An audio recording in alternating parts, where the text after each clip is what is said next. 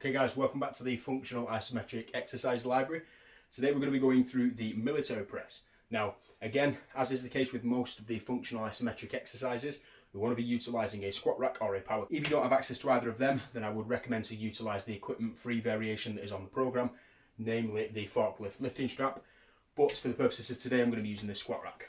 Now, in terms of the setup, it's the same as you do with the squat, the bench press, pretty much anything. And if you haven't already, I would recommend checking out the Setting Up for Isometrics specific lecture, or video rather, on the program itself. But basically you need a figure 8 lifting strap and a little bit of ingenuity. All you're going to do is loop the strap over on itself, okay, like this, pop it onto the bar. Again, there's no weight on here. And then all you're going to do, open the strap up and loop that underneath the rack itself. So with this squat rack, the safety pins don't come high enough, so all I'm using is the handles on the back. But again, like I said, if you're in a power cage, it should be relatively straightforward. All you're going to do from here, make sure that the strap is equal on either side.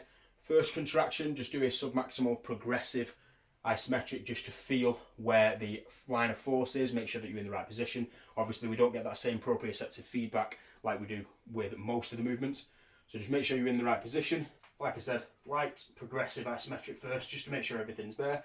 And then I'm going to go into my working sets. So generating tension throughout my entire body.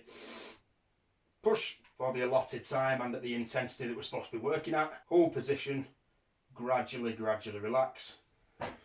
And there you have it. Functional isometric for the military press.